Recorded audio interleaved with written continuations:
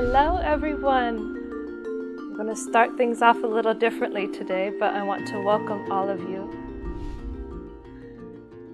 I'd like to start off talking about something I've noticed about people, especially when they're around someone like Guruji. You always hear the stories that, these people are lying, manipulating, they're fooling others, cheating. It seems like such insanity. It seems so strange that people can behave like this in the presence of eternity, in the presence of this light, this God. And yet the thing that comes out is this contradictory behavior, this behavior that desires a quick relief.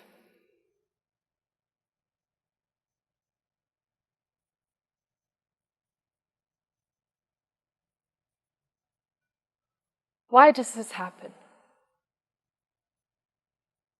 Why do people lie? Why do people manipulate?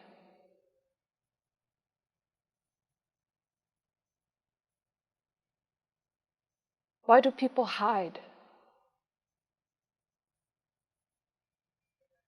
Well, in honor of Halloween, I thought today's topic would be very special if we talked a little bit about fear.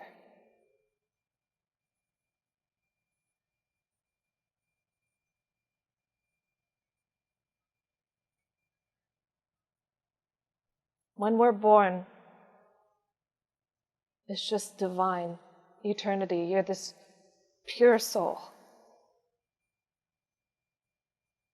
Right? Your essence is God. It is truth. It is love. That's who you are.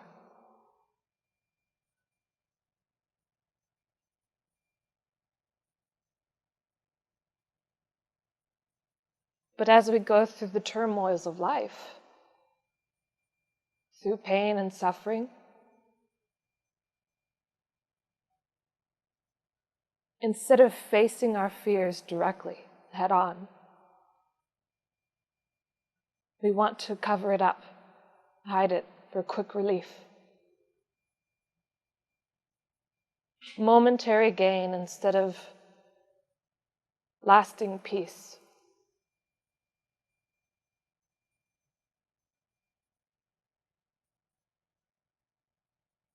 Fear is conditioned.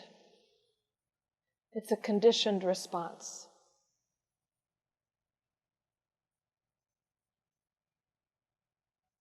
When you don't see reality correctly, when you're in a state of delusion, you lack peace and harmony in your life.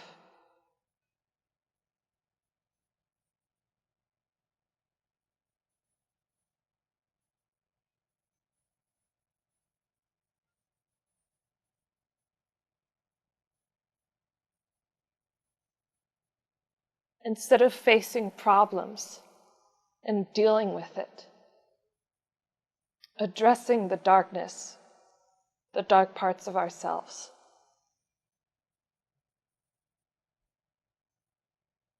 we want to cover it up. This is something I see with a lot of people, especially on a spiritual path, is when you're on a spiritual path, there's suddenly this idea or this impression that you're much holier than other people. Right? There's something special about you to be on this path to begin with, and no, there can't be darkness or evil inside of me. No, not me. I'm very spiritual. I'm very special. That doesn't exist in me.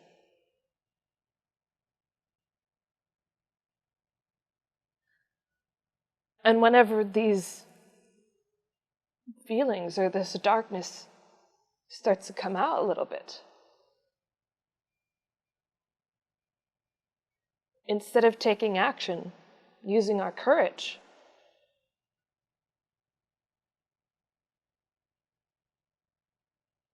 We just think, no, that can't be.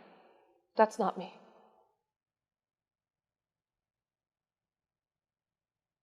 And we do whatever we can to try and cover it up and hide.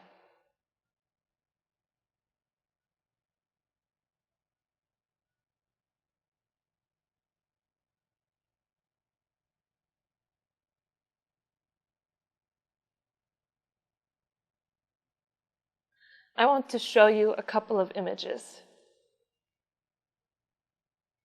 They're pictures that you see of the universe, just of the sky. You see all these images, every single dot, blur, pixel. Everything are stars, galaxies, planets, beyond our own. Seems like there's a lot out there, right? Now, if you were to zoom in on one of those patches of darkness between the lights, between the stars and the galaxies, this is what you'll find. Bamit, can you show the next image? More light, more galaxies, more stars. In 1995, this is an image that the Hubble Space Telescope took of just an empty, dark patch of the sky. And it exposed the image for 10 days. So just focused on that one spot in the sky for 10 days. You know, that according to the naked eye, we can't see, right? It just appears darkness, black, empty space to us. But after 10 days of just focusing on that one spot, this is what the image was able to pick up.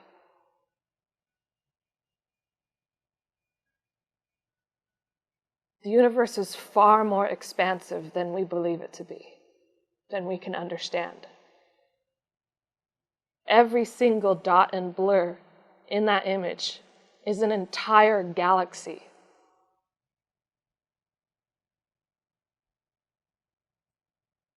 We live in a galaxy, the Milky Way galaxy. That includes our whole solar system, asteroid belts, planets, stars.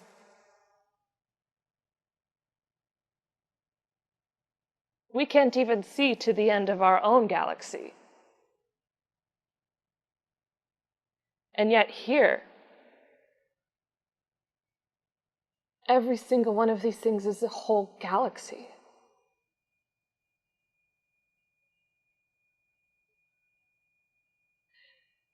They say the universe is over 13 billion years old. And yet we're still receiving light that's coming to us. That's tens of billions of light years away. Now, when you see these images, when you see these galaxies and stars and everything, when you think of matter, what do you think of? You think of matter being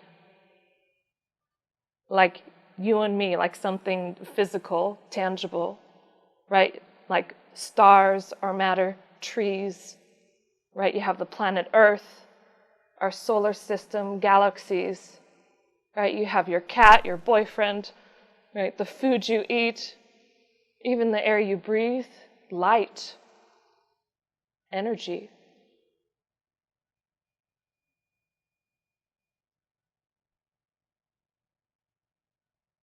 Now,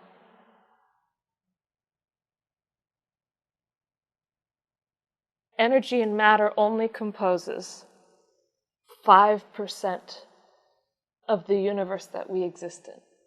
5%.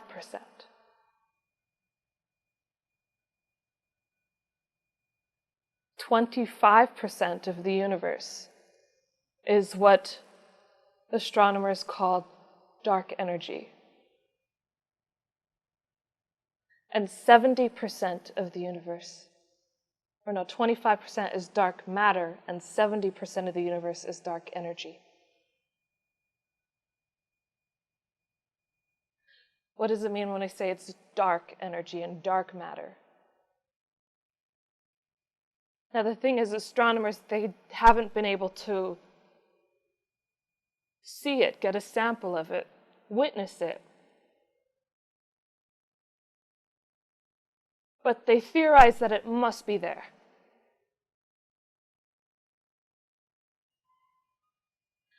Because of the way it affects the gravity of our universe.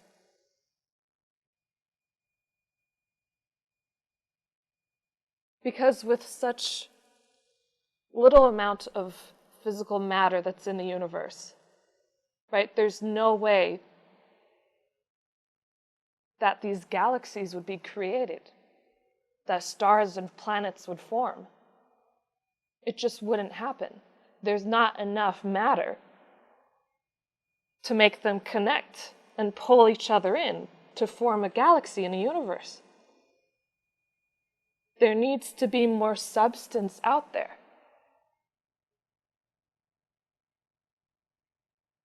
And the way that light bends and travels through the universe, we suspect that there is something else out there that we don't know what it is, but we're pretty sure it's there. And the only way we know it exists is that it affects how the universe is formed, how it interacts with gravity. It neither emits nor reflects light. That's why they call it dark.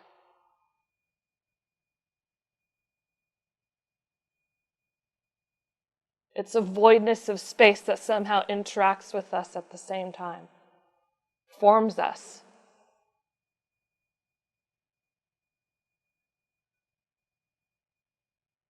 And yet exists outside of form that we know.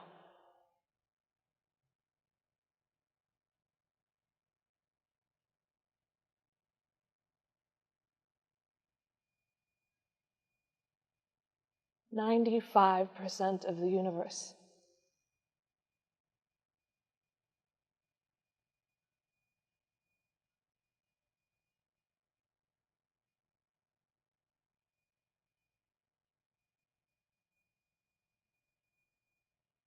So in terms of you, what's your composition?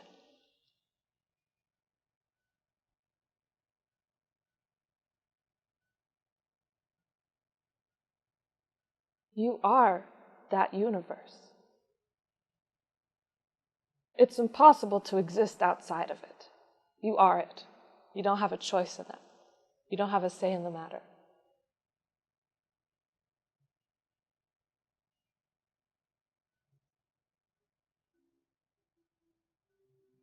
But we have this sense of separation from everything around us, this sense of structure that gives us a very rigid definition of who we are.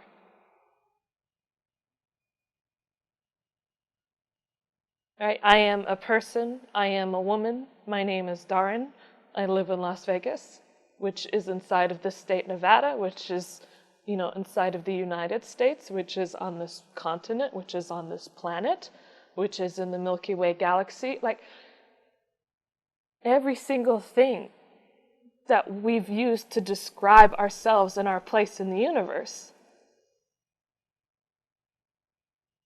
is a structure that our mind has set up in order for us to find a place, to put ourselves somewhere.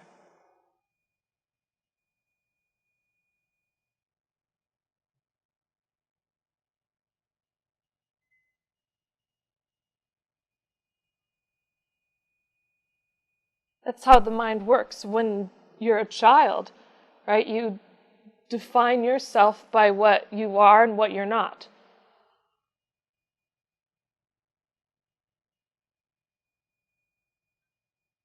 Right? I don't live on that part of the world, I live on this part of the world. Right? I'm not a tree, I'm a person. I'm this tall, right? This is what I'm good at, this is what I'm not good at, this is who I am.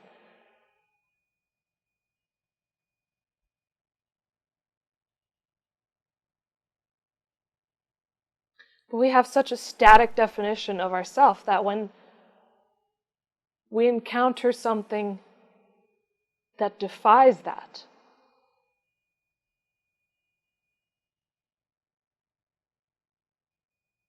that we don't understand, that shakes our core, we react with fear.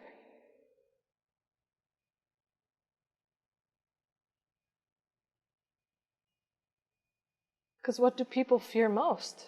The unknown. Enlightenment. Whether you know it or not, that is everybody's fear.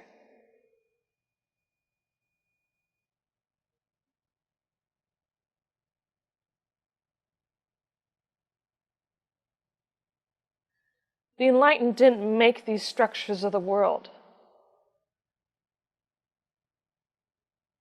We created them so we have a place to put ourselves in order to function and interact with the world. But like when you have these religions from these enlightened masters, you have like, Buddha, Jesus the Christ, right? Jesus the Christ didn't follow Christianity. Right? Christianity came after the fact. Buddhism came after the fact.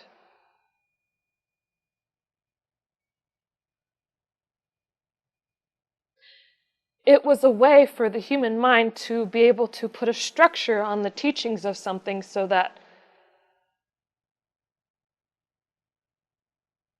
they can find a way to integrate it and interact with it better. But their teachings were to have direct experience with truth. It wasn't to read from a book and, learn about things, memorize things. Right? That's part of it, but what happens when you've read every book?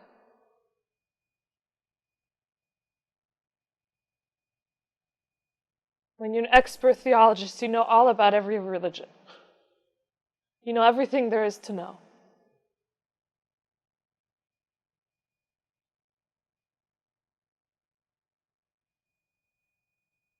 I've had conversations with people where, they ask me a question and I give them an answer according to the best that I can. Whether they understand it or not, that's dependent upon them, right? But a lot of times, you're interacting with another person's mind. So I'm giving them some essence of truth that I've discovered for myself, that I can't force upon another to understand. But I can try to convey that truth to them.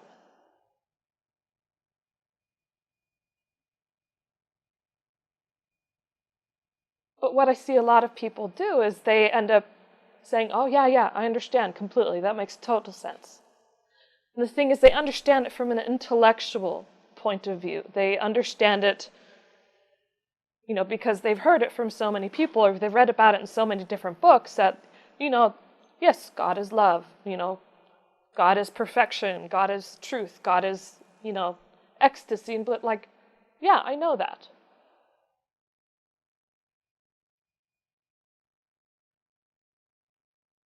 When you have the direct experience, there's a difference between knowing it on an intellectual level and knowing it at the level of the spirit, of the soul. As to living in that truth daily, to be absorbed in truth. It's not enough to just think you know it, to understand it, to have an idea about truth, to have a belief as to what truth is, and to think that I've figured it out. I get it. The moment you think you've figured it out and you get it, you haven't. Because it's not something that you understand, it's something that you become. You become absorbed in truth. Truth isn't something that you understand and read about and learn about. It's something that you live. To know God, it's a direct experience with the unknown. And when you have all these different structures that you've created about your life and about the world, what is fear? Fear is when you have a sense of a threat. Your sense of self perceives something as a threat, as something that can cause you pain or harm. That's something that could potentially be dangerous, whether now or at some point in time in the future. That's anxiety, that's worry, stress. It's fear. Why do people hide the truth? Why do people cover things up? Fear.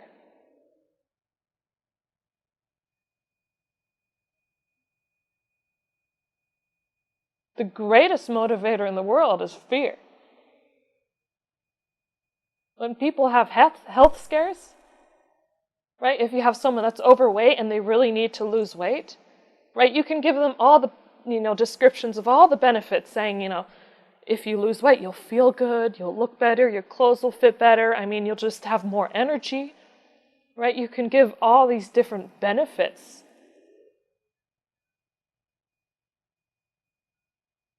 As to how that person will feel in the end. But the greatest motivator for a lot of people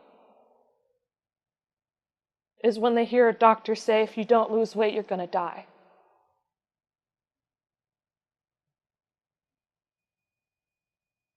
That fear can motivate people to do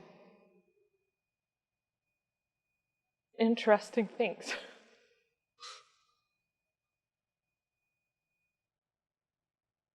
But fear is a very primitive way to look at life.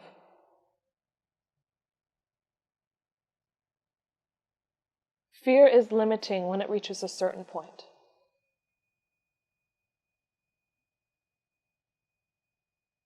Right? For those who are, lower in consciousness, fear is important to tell them what to do and what not to do. Things that, might seem like common sense, people need fear instilled in them to make sure that they don't make stupid choices.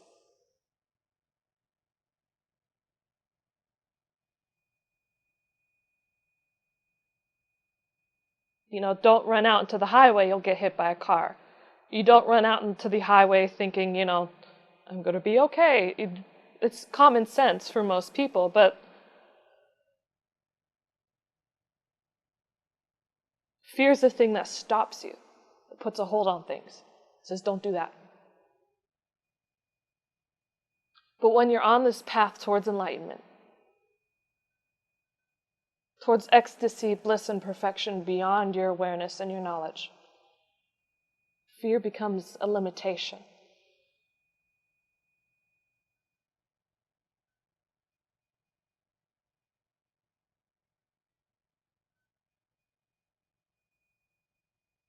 Because what happens? Let's say you have this really intense fear of standing up in front of an audience and speaking. Right? Public speaking, a lot of fears are related around social anxiety. Fears of what others will think about them. Maybe people will think that, they're not attractive, or, maybe they feel like they're going to mess up, or they're going to say something stupid.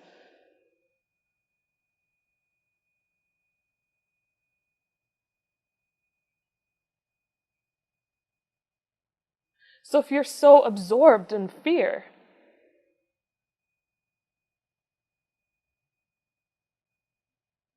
right, at the level of the brain and the body, you can't think clearly.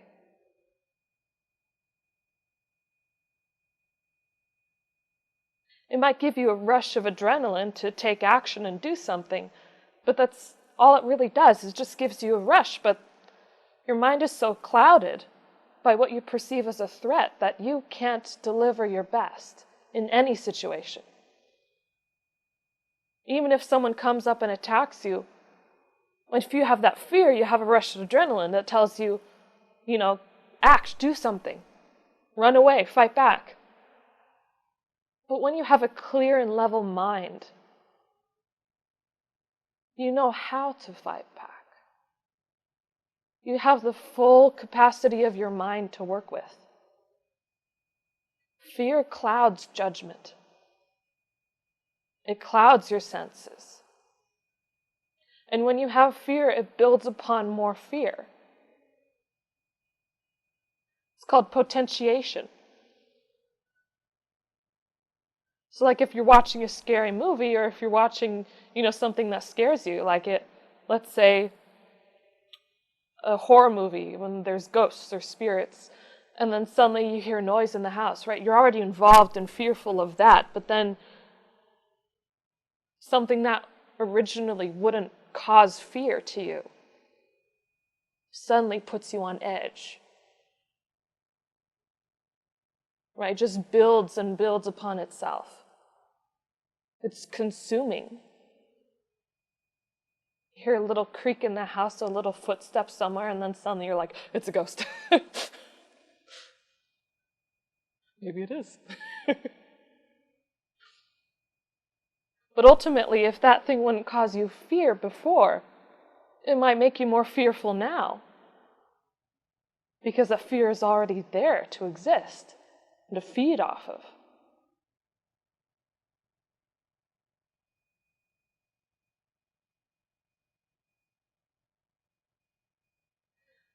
So when people lie and manipulate, right, you can say that they're incompetent and that's why they're covering it up, but what is the ultimate driving force behind that? The need to hide. It's fear. Fear of that darkness within yourself. Fear to see something that you don't want to acknowledge is there.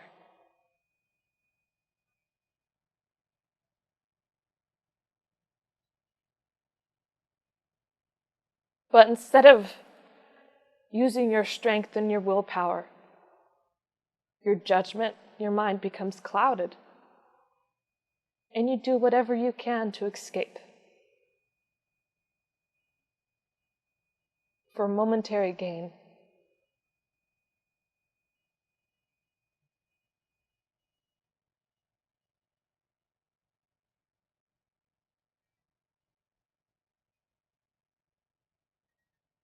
If someone's under great fear,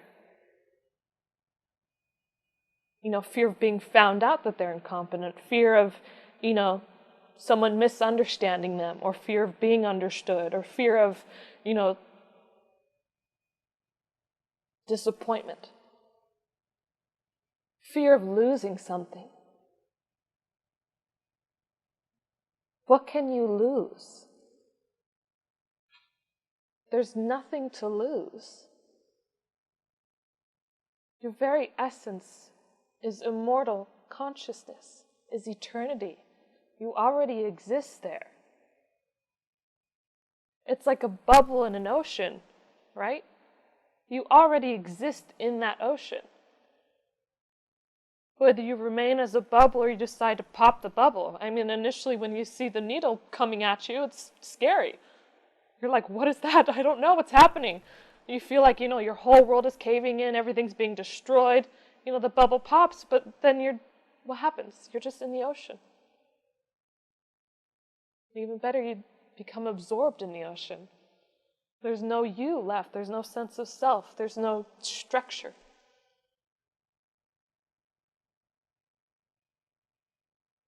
You're free.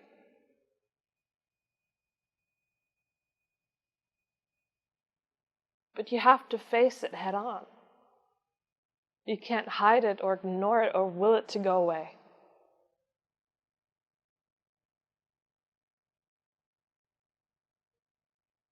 When I was a child, we went to these day camps. And one of the camps, we would climb onto this, a rock wall. You'd be strapped in a harness and, someone would be holding on the other end, a camp counselor, making sure that you don't fall and plummet and, break an arm or die or something. Small concerns. And, we're surrounded by all these children. Some of them are more courageous than others. They're like, oh, I can climb that. And then after you reach that, there's a tightrope that you walk across with like two little ropes that you hold on to. And it's, difficult to balance, and you're like, very high in there. You're looking down. And if you're afraid of heights, then you know what that feeling, that torment does to you, right? It's worse just thinking about it than it is actually just doing it. It causes you more anxiety and fear to just think about the action of going up there and having to face that fear than it actually does facing and acknowledging the fear.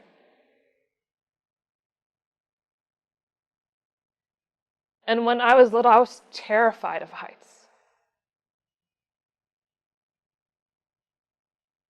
And for some reason, I'd always torment myself because I always be like, no, you go next. No, you go next. And I'd walk myself to the end of the line. And the thing is, once you're at the end of the line and you're just waiting, you're just pushing it off. And you get closer and closer to your turn. You see one person go after another. I mean, that fear builds. Terrifies you. It incapacitates you.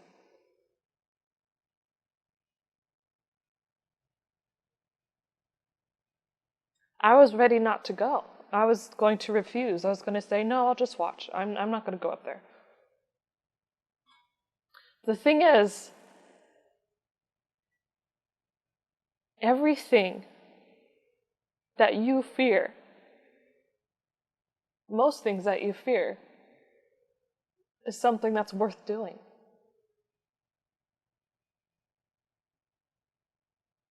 I knew that if I was going to give in to my fear, I was going to be disempowered, right? The fear had control over me.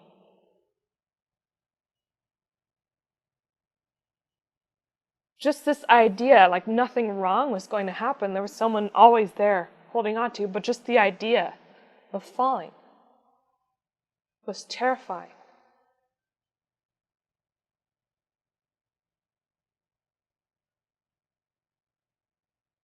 But I knew if I gave in to that, just admitted defeat or did something just to temporarily relieve myself of that situation,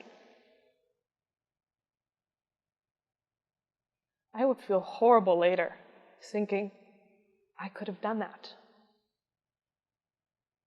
I could have faced that fear and become more powerful because of it.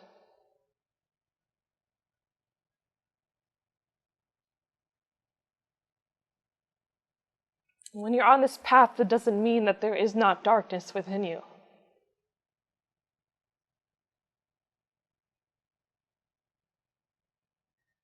It means you face that darkness head on. You become absorbed in eternity in the light. And that will give you more power than anything.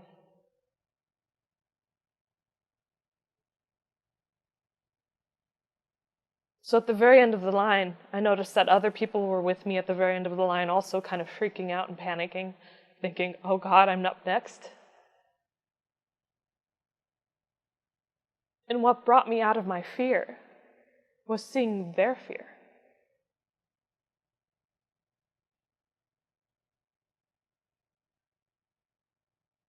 And thinking they shouldn't have any regrets.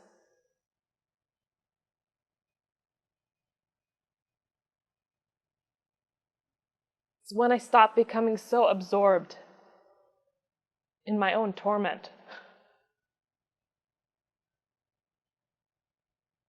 I started helping them. I started motivating them, inspiring them, saying, look, if you don't do this, you'll regret it later.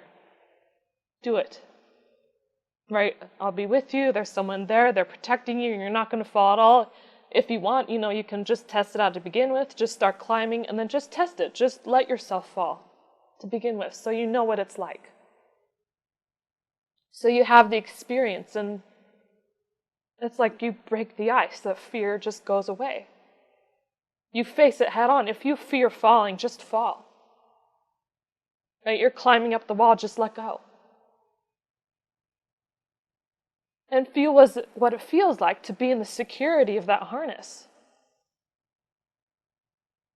Knowing that there's someone stronger, more powerful than you, keeping you up, keeping you steady, supporting you.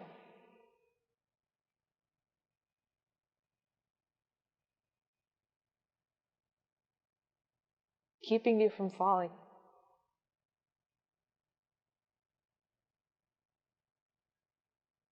But if you don't try, you'll never know what that's like.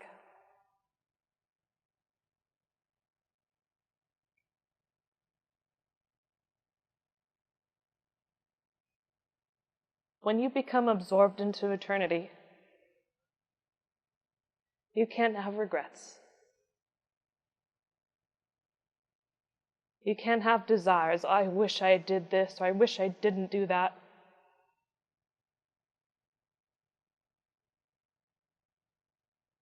It's not about a description of the world, or you're not interacting with your own thoughts anymore. You're completely absorbed.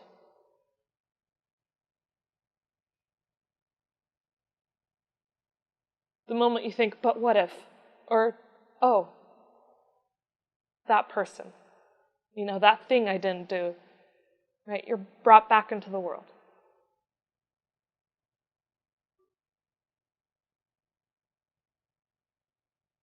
I don't know if you've ever seen that movie Gravity with Sandra Bullock.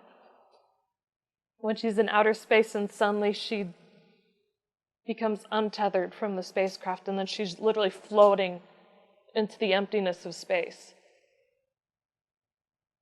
I mean, when you have nothing to grasp onto, to hold on to, like your whole structure of where you are in the world and the universe, the structure of who you are, and that starts to fall away, you start to disconnect with that,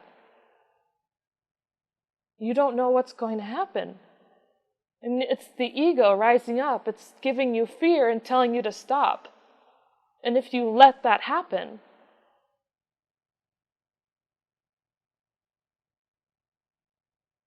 you're going to lose the experience of eternity.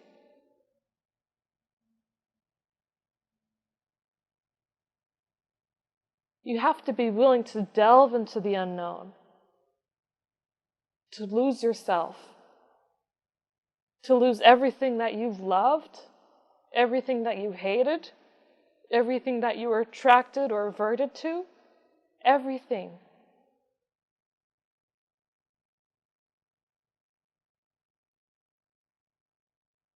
So many people are so attached to this idea that the fact that they're here right now, that they're a very holy spiritual being, and they don't want to acknowledge that, yes, there is something dark inside of them. There is a shadow part to themselves. They're not perfect.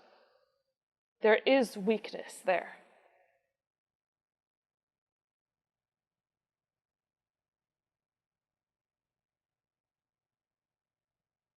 But instead of accepting that, yes, it's there, and that's fine, and then working with it, everybody's just in denial, at arm's length of truth.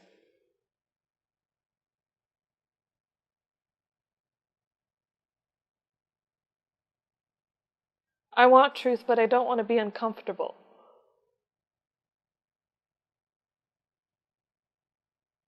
I want God,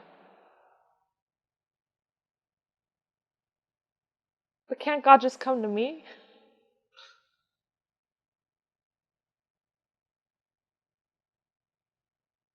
I want to turn on the light in my room, but do I really have to walk through this darkness to flip the switch?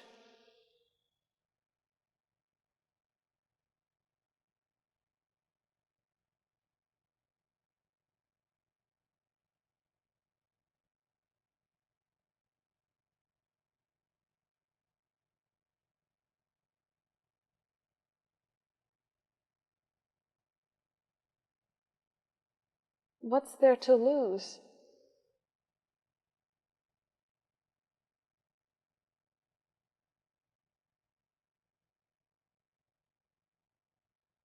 God is perfection, ecstasy, bliss.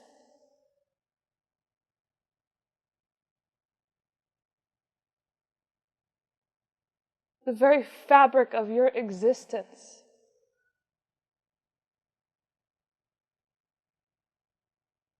That both exists inside of your form and outside of your form.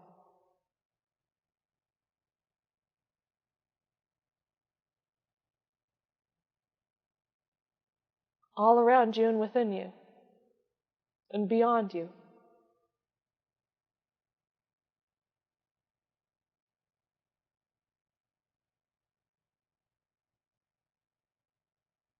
If you fear raising your hand,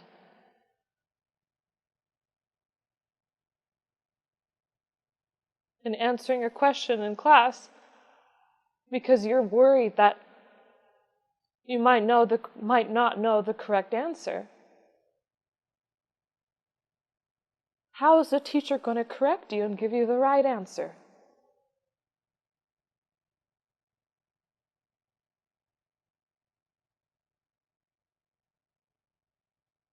Every little success, every little accomplishment that you make in your life, that you set out to go and do and accomplish, not just try, you're either going to do it or you're not going to do it. And if you decide to do it, you follow it through.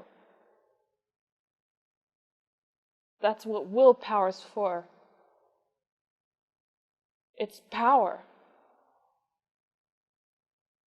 And when you have a teacher like Guruji, I know you have power. Right? You have the strength within you to get up and take action and do something. If there's something that you're not doing, that you want to do, if you made a list of everything that you're afraid of, and made a list of everything that you're not doing, chances are you'll find a reason for the thing that you're not doing. That the cause of that, the reason behind that, is going to be on the other list of your fears.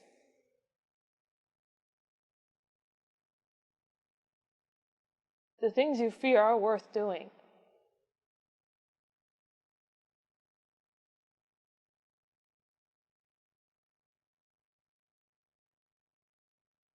When you lose your connection to that source, that presence,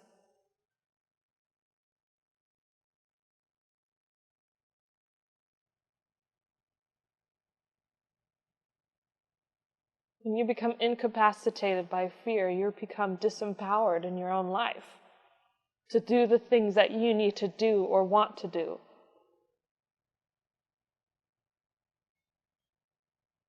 Every little success and accomplishment that you make in your life, you gain more and more power from those things. Every little success, every win, sets you up for greater success.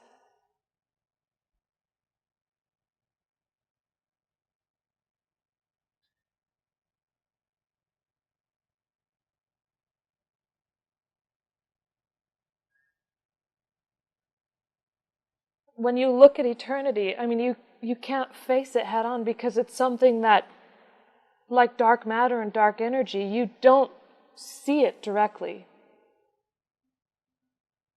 You see its effects.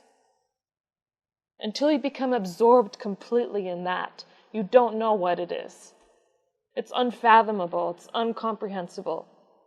You just know it exists because of how it affects the world, because of its impacts.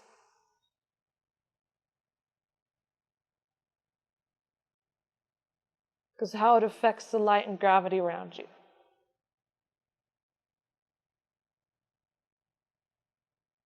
It's like the wind. You can't see the wind, but when you see it rustling and blowing the trees, you know it's there.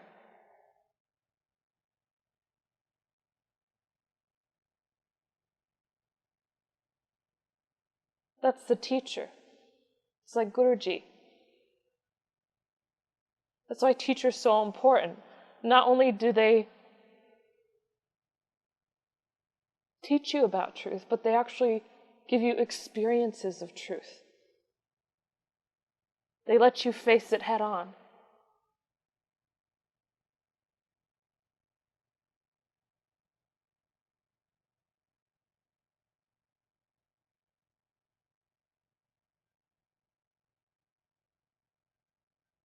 If you can't see or focus on the wind, I mean, if you just try to focus on nothingness, your mind would have to go somewhere. If you try to focus on the wind, you can't focus on the wind because you don't see anything to focus on. It's like not there.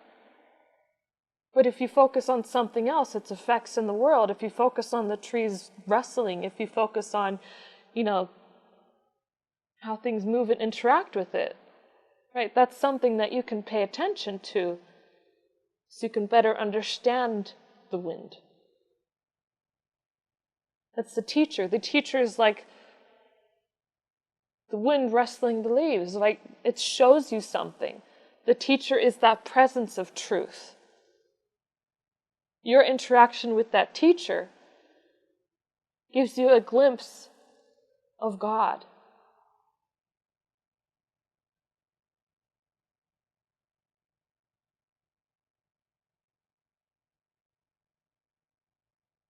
A lot of people, when they first encounter a teacher, they might feel uncomfortable or wary. A lot of false teachers out there will make you feel comfortable and tell you what you want to hear.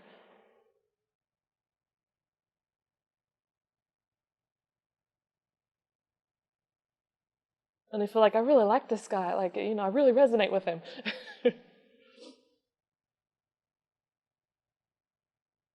Then you have a teacher like Guruji who's giving you a direct confrontation of truth. Who's making you uncomfortable and uneasy.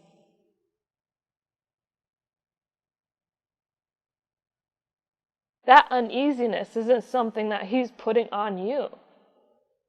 That uneasiness you're feeling within yourself. It's your approach to truth that makes you quiver. Ooh.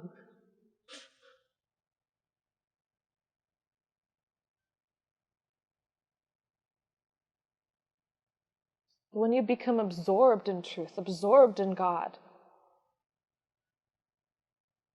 when your mind is not only just focused on truth and beautiful things, on perfection, but you become absorbed in it, there's no fear. Fear is dissolved. It can't exist. It doesn't exist in that presence. Fear is the opposite of love. They can't coexist.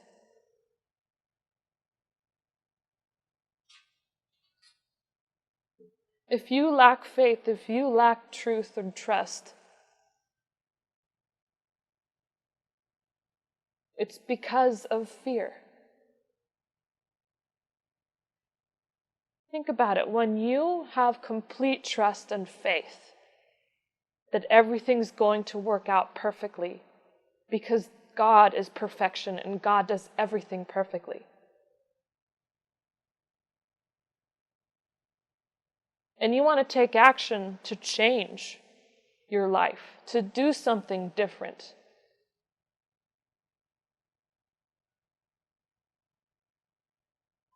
When you have complete trust, faith, and love in that, you can't have fear.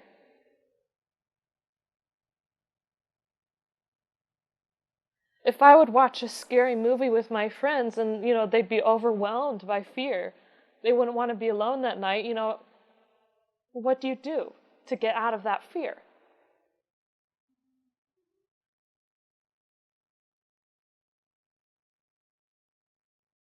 Right, you turn around, you face it head on.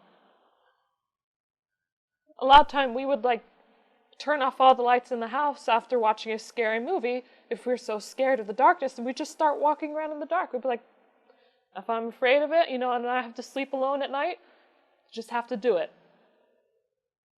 Or even better than that,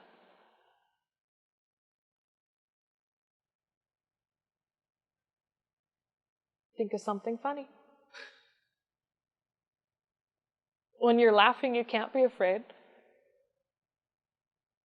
Laughter, joy, happiness, love. Those things only exist in the presence of God. And when the presence of God is there, there's no fear. When you're happy and joyful and laughing, Fear doesn't stand a chance. Fear doesn't like to be laughed at.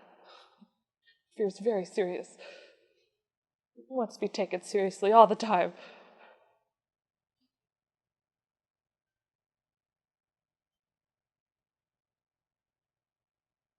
Right? You watch this scary movie again, and then this time, instead of getting so involved in the scary bits of it, you just start making jokes during the whole movie. Oh, look, his head's spinning around. You just joke about it. The moment it becomes fun and humorous, the fear loses its grasp, its hold on you.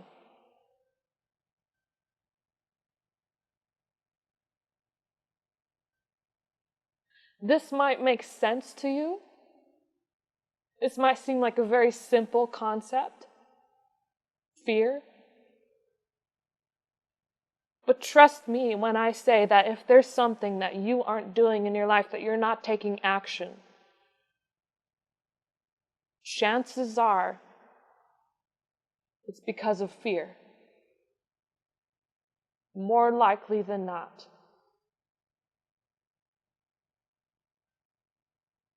The greatest motivator to tell you not to do something is when you're totally afraid.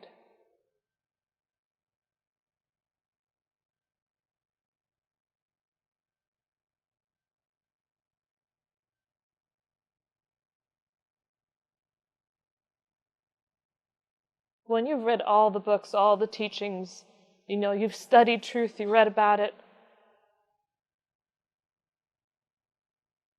it's like you've climbed this mountain, right? This mountain of information and knowledge and everything, and then you're at the top.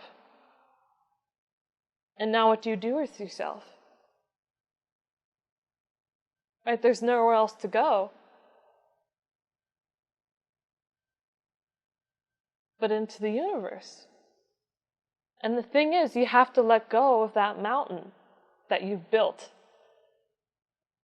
of knowledge, of concepts and ideas. You have to just let go, and that's scary because you feel like you're going to fall and plummet to your death. So you're like, no, I'll just wait here. Maybe a helicopter will come by and take me back down.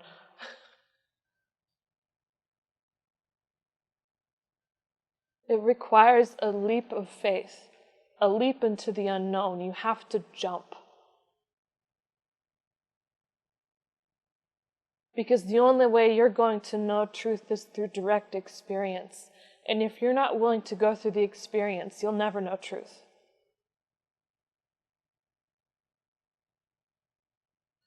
Those who want God, those who seek God, truly, dearly, with all their hearts and souls, will find God. You will find her. It's the nature of life. That's how things happen. If things don't work out in the end, it's because it's not the end, because everything works out in the end.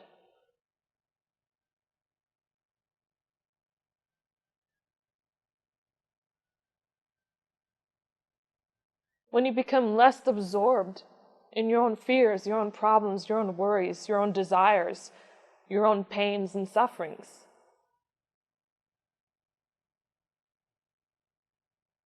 you just become absorbed in truth. Then all those things literally fall away. They become dissolved. There's nothing to want, nothing to fear, nothing you need. You have everything. There's no lack. There's no way you can lose it. Once you have it, you never lose it. You can lose power. But once you're enlightened, that's it. Enlightenment is just seeing truth, being truth, perceiving things clearly and completely as they really are, instead of how you want them to be or how you fear they might turn out to be. Right? The future hasn't happened yet. The past doesn't exist. It's gone. The only thing that's really happening is this continuous present moment. And yet we're still basing our actions on how things turned out in the past. I did this and it didn't turn out so well. I shouldn't do it again. Not because it's not good for you to do it again, but because you're afraid of how things turned out before. You're afraid of failure. You're afraid of falling down and not being able to get back up again. But you have the power to get back up. You have an army of God behind you saying, get up. Will yourself to do it. Take action and do it.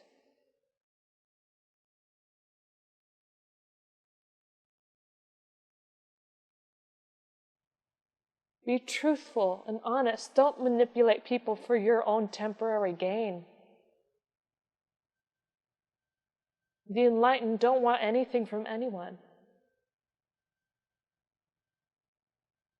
All they see is God. Everything that they do is pure. I've seen people complain about Guruji when he talks about sex.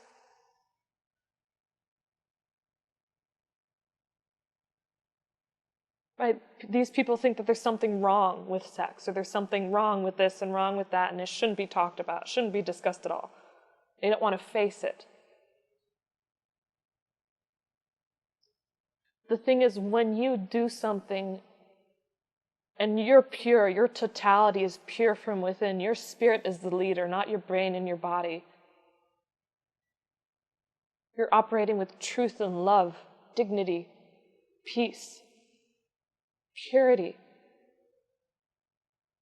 Then everything you do is pure.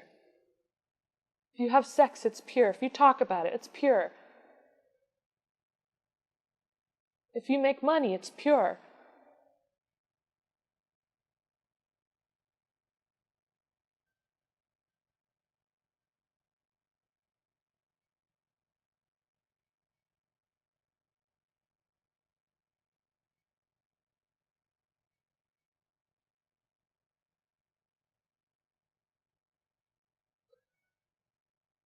Whatever's within you, right? The thoughts running through your head,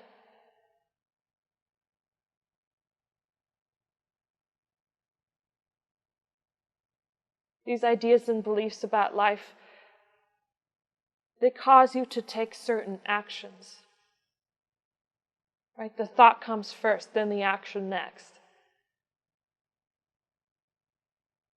And it might not be the most sensible action to take.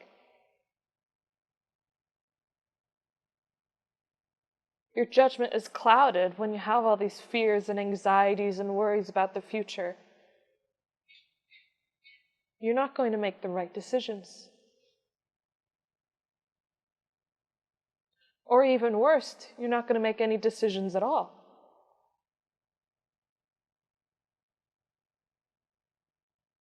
I think it's worse to not make a decision at all than to make a wrong decision. Because at least you're trying something new, you're attempting something. And you have the experience of it. To know not to do that again, or to do it differently next time.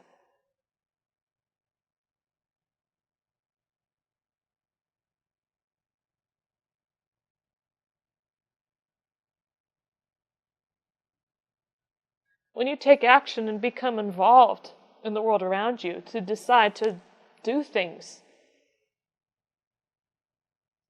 it gives you a better idea of what's within you.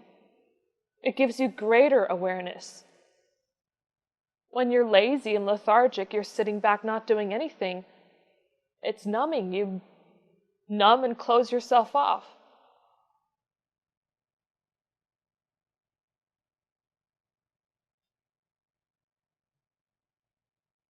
When you start doing things, when you start becoming involved in the world in your life, taking action,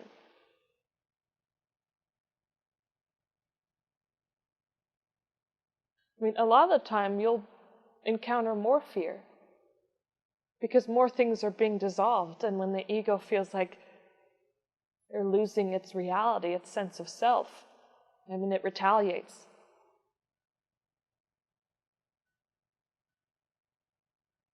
But when you go with conviction that I'm going to do it no matter what, this is something I have to do,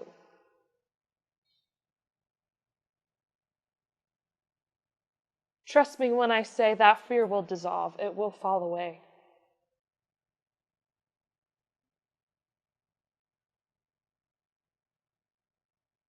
Because you're supported, you're in that harness. The moment you decide to climb up that mountain, just making that decision and starting, doing it, this light, this energy will support you. It'll give you the strength and the courage to do what you need to do.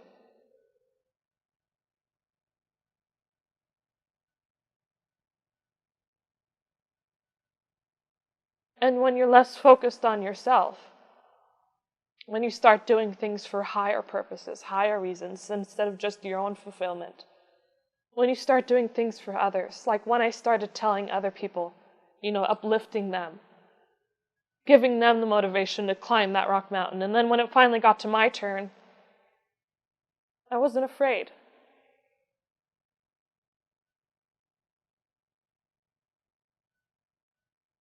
Because I got so much joy from watching them overcome their own pain that I felt uplifted in the process.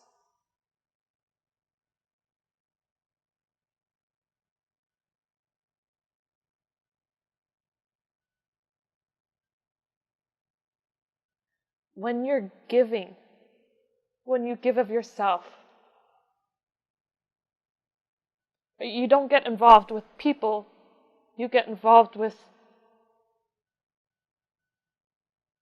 the eternal presence within each person. You love that. You serve that. You treat that with respect and dignity. Yet the personality comes in many different packages. But the truth, the essence is there.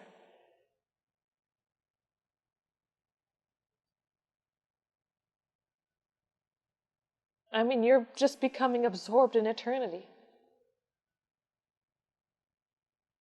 That nature within them is the same nature within yourself.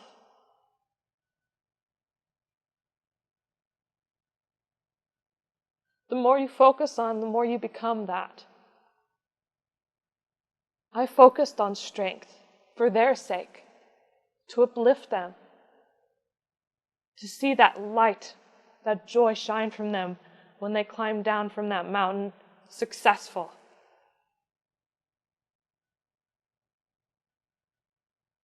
Enough so that I lost my fear.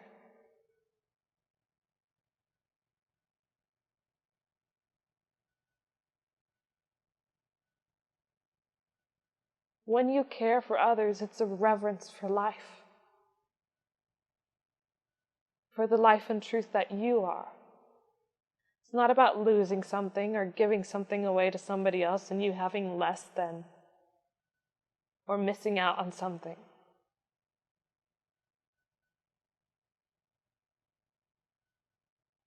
You're doing it because you enjoy it, because you rejoice in it, because it's your nature, it's God. The fabric of existence interwoven into others is the same fabric of existence interwoven into your own existence.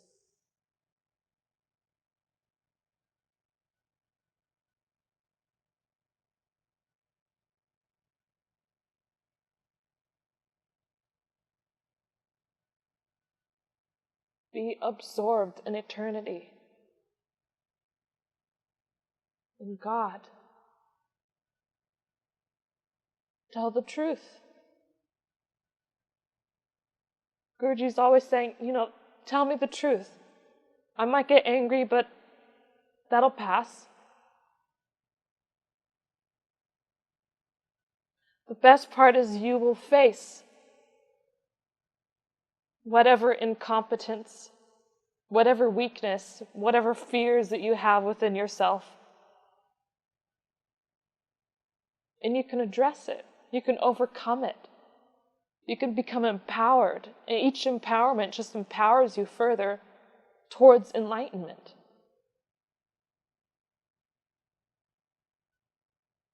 Right? There are as many paths to God as there are people. It's not about following a technique or, doing something a specific way.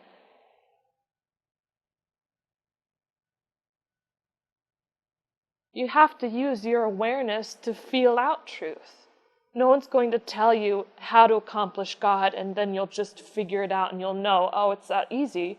I didn't know, that's all I had to do was read this book, say this mantra 10 times, and then, 12 Hail Marys, and then I'm saved. I'm free. You have to be in an empowered state. The more empowered you are, the more heightened your awareness is. You need your awareness to be able to sense things. When you're on this path, you become more sensitive. I don't mean more offended. Let's not talk about that. I'm too sensitive. I don't want to talk about that. I don't want to address what I'm fearful of. I'm way too sensitive. No. It just means you feel more. You're more aware of your surroundings. You're more aware of how other people affect you. You're more aware of how your actions affect yourself and your life and those around you. You're more aware of the repercussions and the consequences. When you have greater awareness, you don't do things or not do things out of fear. You don't do things or do certain things because it's common sense, because it's the right thing to do. Not because you're scared of doing it or you don't want to do it. You do it because you know, I have to do this.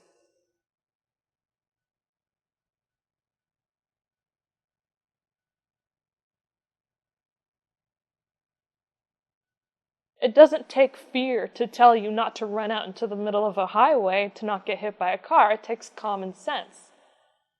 But most people are still operating on primitive technology of fear, using fear to tell them not to do certain things and to do certain things. Fear is an emotion.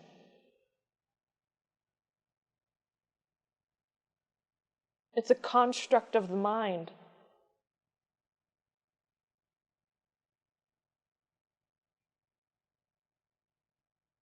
It's a confining reality.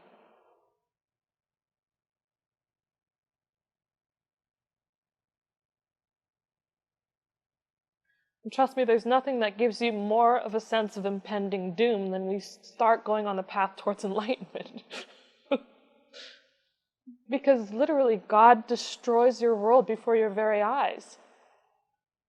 And then builds it back up again. And destroys it, builds it back up again. You need to see things through a new world.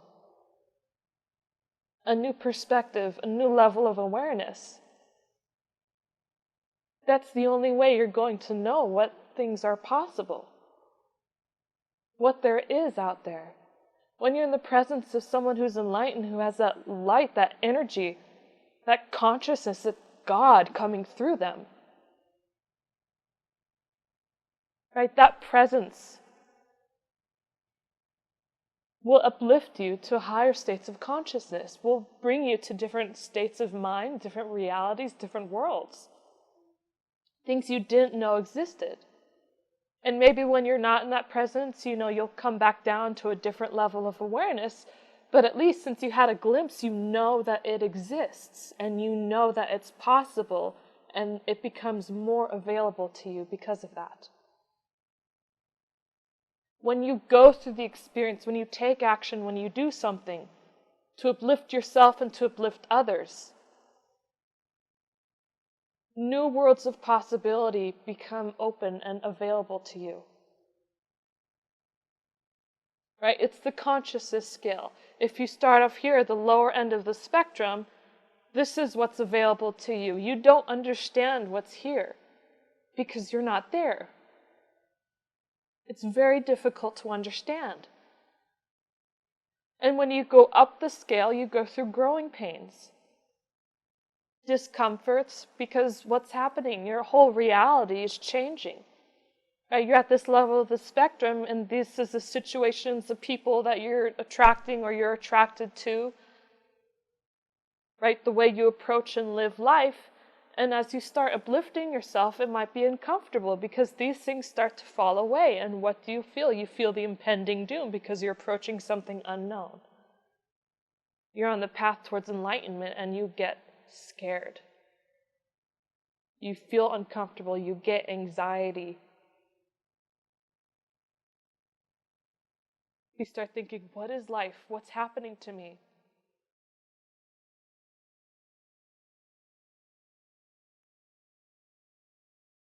A lot of times people will be like, I didn't know that I was this terrible of a person.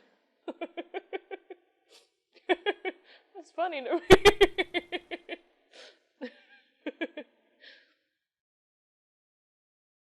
It's not that that self didn't exist before. It was there. It's not like you got worse.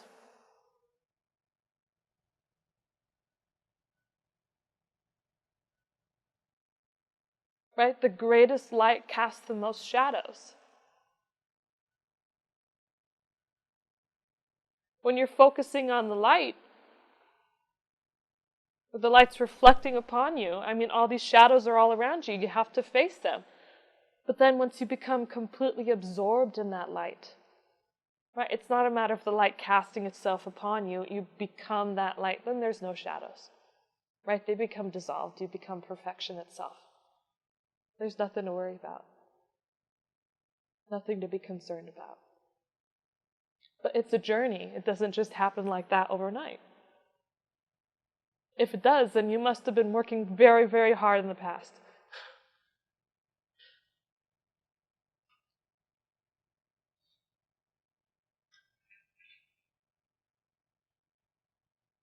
This path is a constant battle with yourself, your old ideas, your old perceptions, your old visions, your old ambitions, everything. It's always a battle with yourself. Because that's what you have to face. The reality that you perceive. Right? Enlightenment is seeing the clear light of reality. It's the clear truth. This is just how life is. It's not a matter of, it's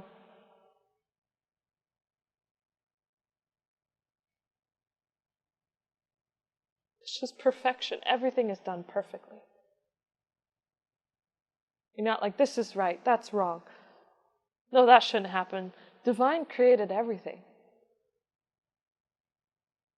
Divine is equally present in the darkness as divine is in the light.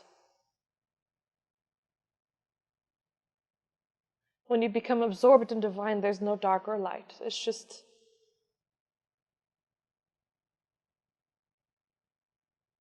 perfect, eternal.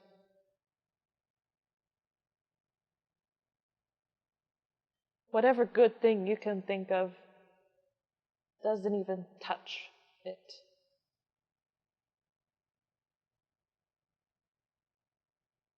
It's well worth it, whatever you have to go through.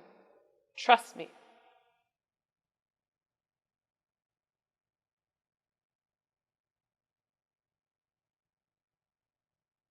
Whatever value you've placed upon it, times it by infinity. Because there's no value for it. It's beyond value.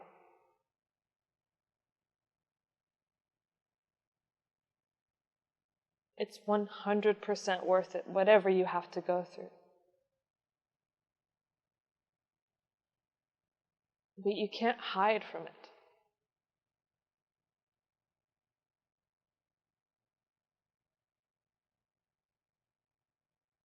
If you hide,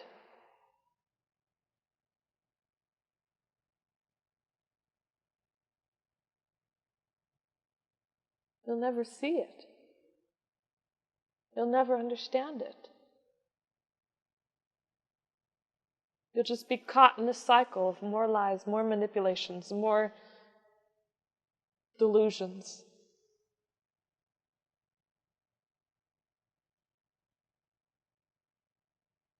And a lot of times people actually believe these delusions. It's not like, I know this is the delusion, but I'm choosing to believe in it. Sometimes that is the case, but a majority of the time, they're so absorbed in that reality that they actually believe it.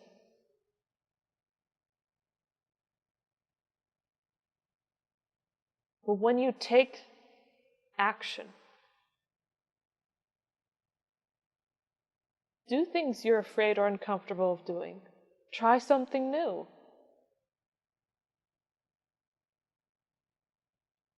If you don't interact with the world, you'll never see what's reflected back to you.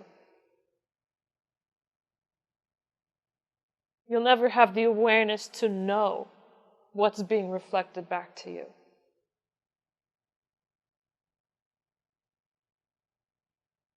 It's like you're standing in front of a mirror and you make this ugly face, right? If you don't interact with it, you don't see it, you won't know what ugly face you're making. If you have an ugly approach towards life, or there's this darkness inside of you, the shadow parts of yourself, when you interact with the light on this path towards enlightenment, it'll present itself to you, and you'll know.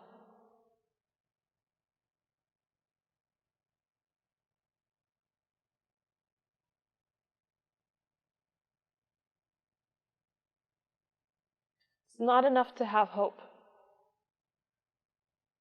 You need faith. Complete and utter faith.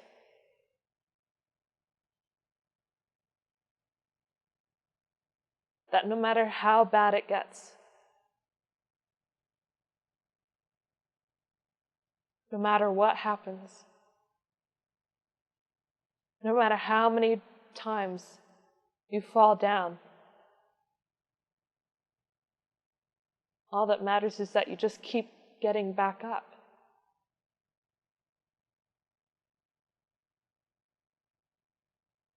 Until you reach the top of the mountain, and then you look back down. Right, you've finished the climb, you're standing at the top. And you're looking down at the guidance counselor holding the harness saying, "Yeah, you did it, good job."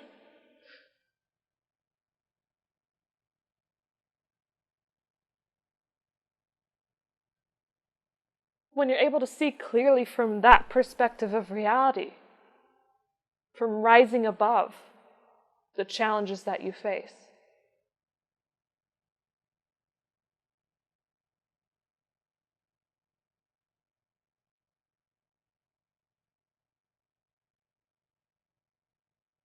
you become enveloped and overwhelmed by peace, empowerment, love, ecstasy. I'm telling you, when every single one of those people came down from rock climbing, they weren't shaking in fear. They weren't screaming and crying. They were rejoicing. They were skipping, jumping, dancing, hugging each other, saying, "I did it! I did it!"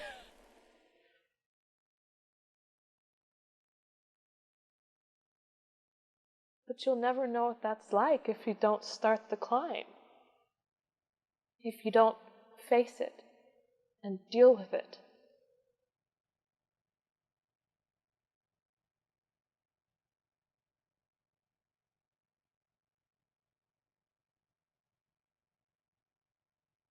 When you're in the presence of a teacher, an enlightened teacher, whatever's within you will be amplified. It's like a magnifying glass, showing every single little part of you and then magnifying it hundredfold so that you can see it more clearly.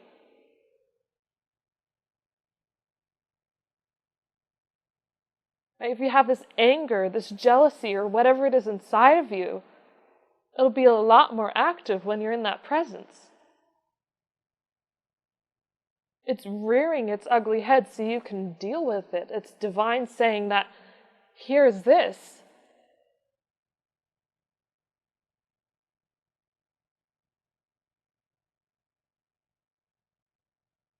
Your nature's purity. If you know that truth, when you see these moments of ugliness, of horror,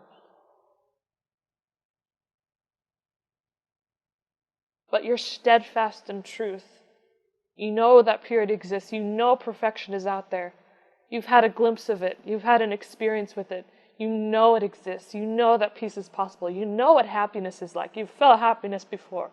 Even right now, if you're not feeling happiness in this moment, all you feel is terror and horror and you're very upset and you're angry at life. But you know it exists because you felt it at one point in time in your life. Hopefully. I'm sure you all have at one point in time. You know it exists. When you've had an experience with truth, if you've had happiness at one point in time in your life, and you go through a spell of depression, if you at least have the awareness that happiness exists, that it is there, you know what it's like because you felt it. Even if you can't feel it right now, you don't know what it's really like in this moment, but you've had the experience. It's been integrated into your totality. It's a part of who you are. You've had the experience. You don't lose it. It's not information that you can forget. When you've had an experience of divine, of God, it becomes a part of you. And you don't forget it, you don't lose it. You can't lose what you are. But when you're going through those spells of depression or anger, anxiety,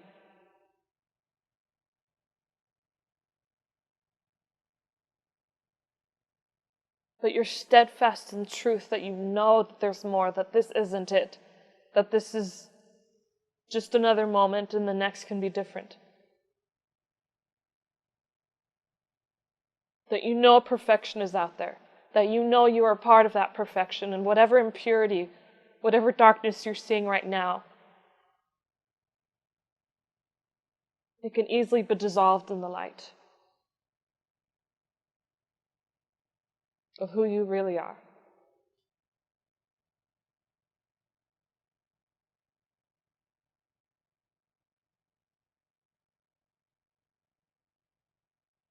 But you have to embrace life fully, to have all these varieties of experiences, to know.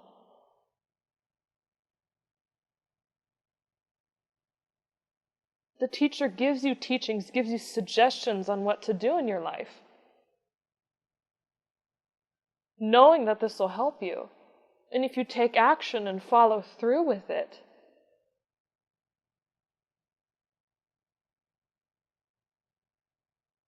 the more you interact with the world, with divine, with eternity, the more you experience truth directly, the more you become truth.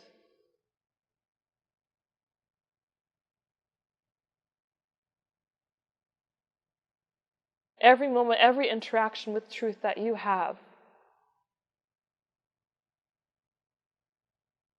when you do your best to follow the teachings, to deal with things, to take action, to use your willpower to propel yourself and uplift yourself and those around you, instead of getting caught up in a whirlwind of drama that does no benefit to you or to those around you.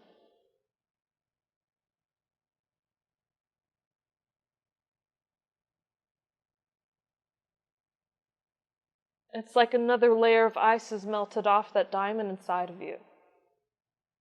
You become more sensitive. I mean, you feel more of that.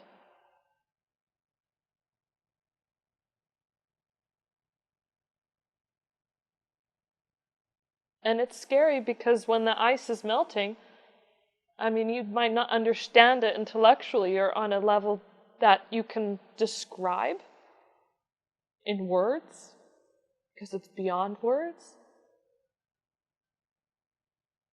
But it's like it's just the lifting of the veil.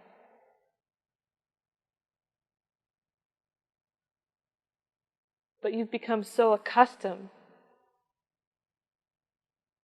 so encased in this story of what truth and reality is. I mean, when I first married to Guruji,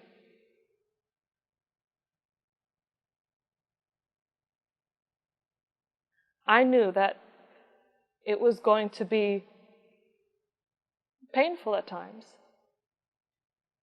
because I had to interact with the story I've built for my life.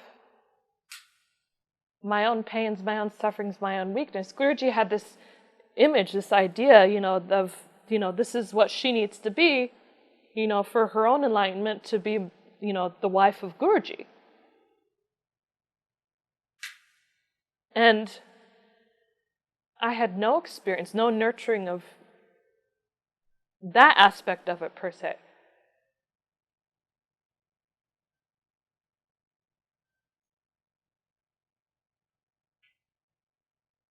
And while the first few years were tough, right, lots of ups and downs, lots of moments of turmoil, of pains, anxieties, depression, suffering, because I saw imperfections that I didn't notice before, that I didn't know existed, that I had persuaded myself did not exist. And I kept thinking, this isn't me.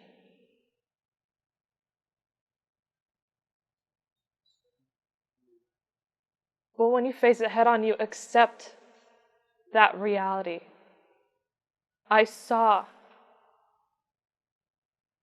these aspects and parts of myself, this darkness.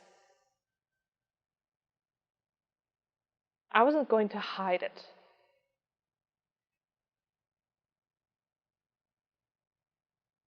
I was willing to bare myself completely. It's a very vulnerable feeling because you're letting go of your whole idea, your whole structure of your world. Because there are new things that you didn't address before that are shaking things up, bringing light to new things that you definitely did not believe or hope existed before. It would have been easy enough for me to try and hide it, to lie and manipulate, but I had full faith in this divine presence through Guruji, to know that it was showing me an aspect of my life that I didn't realize before, a new awareness about myself, about this emotional, reactive part of myself that I didn't understand initially. But the more I faced it, the more I admitted and accepted.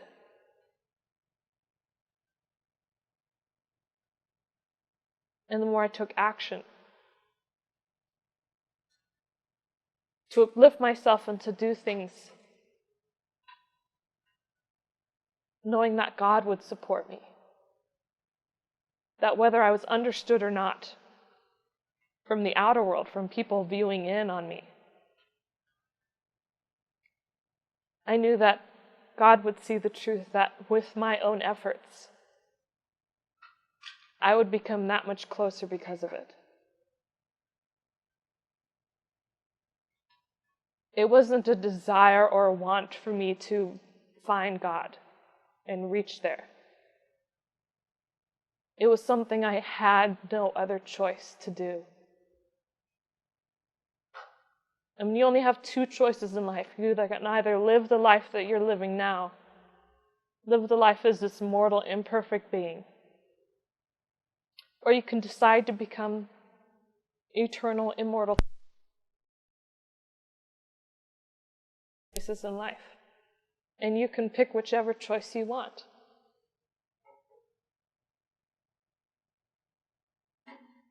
I didn't just have a desire or motivation, I had volition. I said, no matter what it takes, I'm going to bite the bullet. I'm going to face this down. I'm going to do it. I'm going to bear myself. I'm going to let God show me everything, every particle, every darkness inside of me, and I was going to face it and look at it.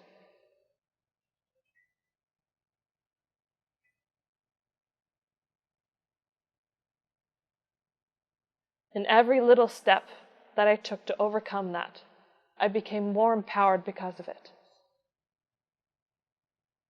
I became stronger.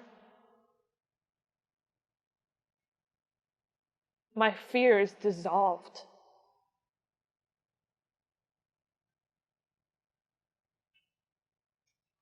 I was so afraid of losing everything, thinking that if I lost this chance here, then God was lost to me. There was no hope, no possibility.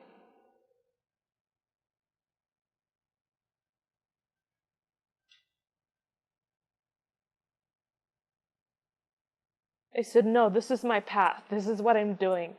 I have no other choice. I'm going to do this. If I fall down, I'm going to get back up again.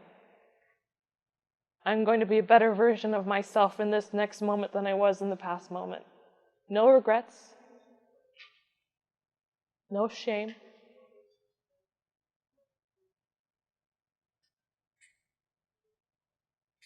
And I knew that so long as I had the purest intentions at heart, and I strived to become more and more perfect, to be absorbed in that eternity.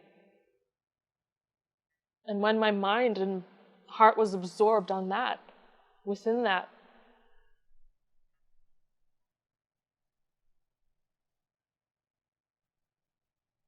you become that. It's like when you take a sponge, a dried out sponge, whatever you're going to put it in. If you put it in orange juice, if you put it in water, if you put it in grape juice and wine, alcohol, whatever you put it in, it's going to absorb that. If you focus your whole heart, your whole soul, your whole mind, completely and totally on perfection, on truth, on God, on that reality, you become that.